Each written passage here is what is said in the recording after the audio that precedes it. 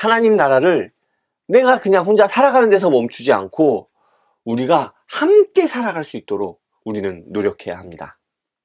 생각하는 신앙 우러나는 복음 믿음 향기. 안녕하세요. 믿음 향기 채널에 오신 것을 환영합니다. 저는 이신영입니다. 1900년대 들어 독일은 1, 2차 세계대전을 일으켰죠. 그때 독일의 주류 기독교는 독일의 전쟁을 지지했습니다. 특히 2차 세계대전 때에는 유대인에 대한 홀로코스트를 눈감고 히틀러를 지지하기도 했죠. 그런데요, 모든 독일 교회가 히틀러를 지지한 것은 아닙니다.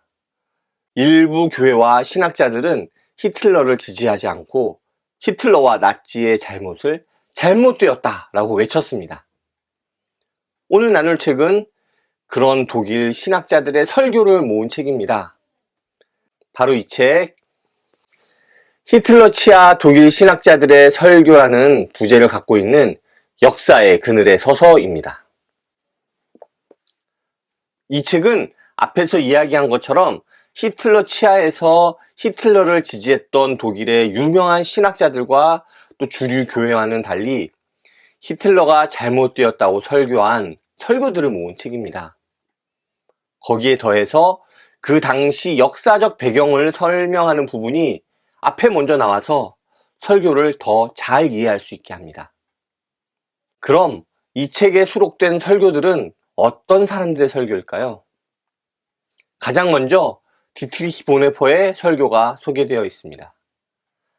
보네퍼는 기도원의 이야기를 통해서 강한 힘을 가진 나치를 의지하지 말고 하나님을 의지하라고 외칩니다. 두 번째로는 칼바르트의 설교가 나옵니다. 칼바르트는 로마서 15장의 본문을 통해서 예수님이 유대인이심을 이야기합니다. 그렇게 유대인에 대한 탄압을 비판하죠.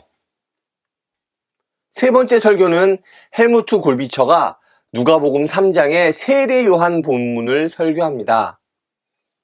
헬무트 골비처는 이를 통해 유대인 학살의 밤이었던 깨진 유리의 밤을 비판하고 회개하라고 목소리를 높입니다. 네 번째는 게르하르트 에벨링의 설교입니다.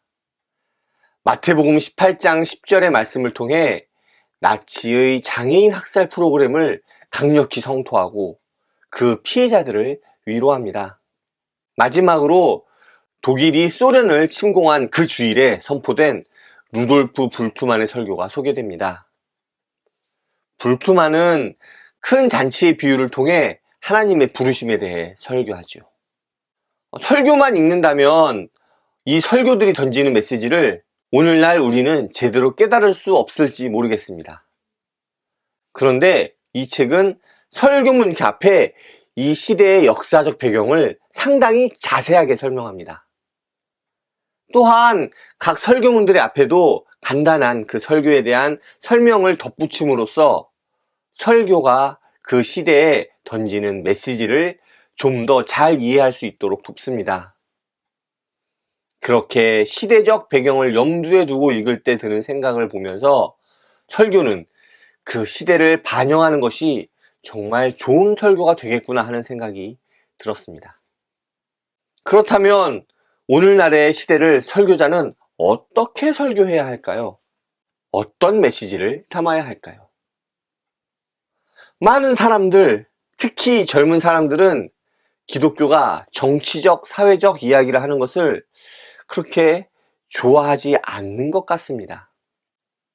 아무래도 정광훈으로 대표되는 기독교의 이름을 들어서 광화문에서 태극기를 흔드는 보수 기독교 단체들의 그런 모습들 때문에 세상으로부터 기독교가 손가락질 받기 때문이 아닐까 하는 생각이 좀 들고요.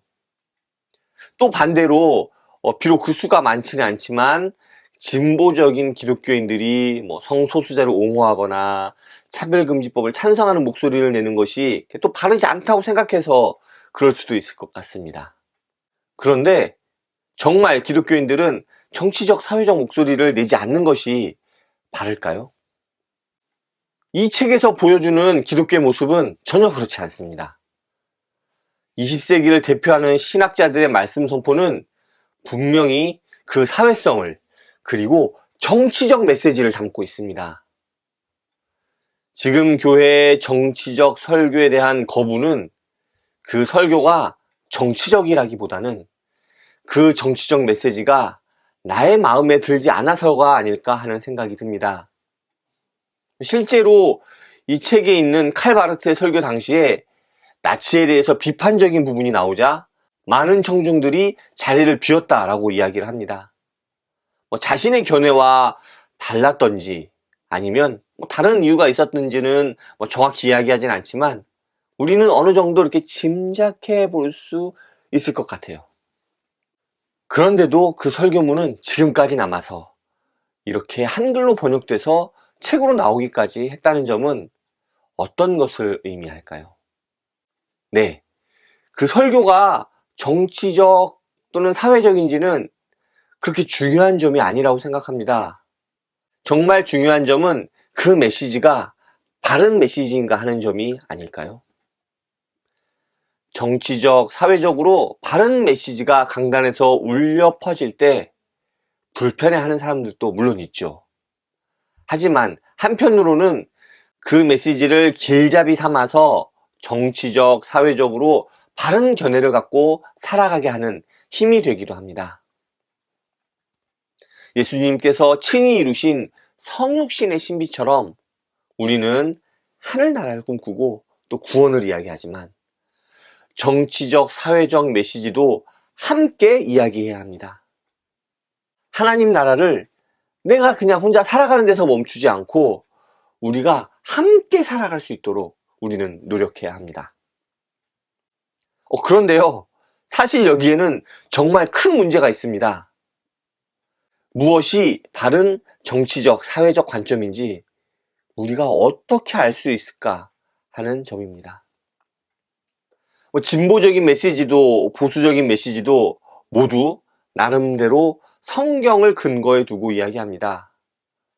자기 자신을 위해서가 아니라 하나님을 위해서라고 다들 이야기하죠. 히틀러의 나치에 대해서 독일 기독교도 그렇게 이야기를 했습니다. 인종차별의 근거로 하나님 말씀을 들었고요. 나치를 지지하는 것이 하나님을 위한 것이라고 이야기했습니다. 물론 나치를 반대하는 이들도 그렇게 주장했죠. 그리고 시간이 지나고 나서야 무엇이 정말 하나님의 뜻인지 우리는 오늘날 알 수 있습니다. 지금도 우리는 다양한 메시지들이 외쳐지고 있지만 무엇이 정말 하나님의 뜻에 맞는 말씀인지 정말 알기 어렵습니다. 이것이 답이다 라고 객관적인 이야기를 할 수 있는 방법을 제가 개인적으로 꽤 오랫동안 고민해 봤지만 아직까지도 마땅한 답은 찾지 못하고 있습니다. 다만 시간이 지나고 역사를 돌아보면 무엇이 하나님의 뜻인지 그래도 조금은 알 수 있지 않을까 싶습니다. 이 책을 읽으면서 내용은 참 좋은데 그 당시 사람들은 정말 어떤 설교가 하나님의 뜻에 합당한 설교인지 알 수 있었을까 생각해 보았습니다. 그리고 솔직히 알 수 없지 않았을까 합니다. 네, 저는 지금도 어떤 메시지가 하나님의 뜻에 합당한 메시지인지 아는 게 불가능에 가깝지 않나 하는 생각을 종종 하곤 합니다. 그래서 이 세상을 살아가는 게 어렵지 않나 하는 생각이 드네요. 이 책을 읽으면서 답을 찾아서 여러분에게 말씀드리면 정말 좋을 것 같은데요. 솔직히 여전히 그 의문에 대한 답은 좀 멀기만 하네요. 여러분의 생각은 어떤지 궁금합니다. 여러분은 정치적, 사회적 주제를 다루는 설교에 대해서 어떻게 생각하시나요? 또한 무엇이 하나님의 뜻인지 어떻게 판단하십니까? 아래 댓글로 나눠주시면 좋을 것 같습니다. 오늘 준비한 내용은 여기까지입니다. 시대를 향한 메시지를 통해 세상을 변화시키는 기독교가 되기를 간절히 바랍니다. 감사합니다. 다음에 또 오세요.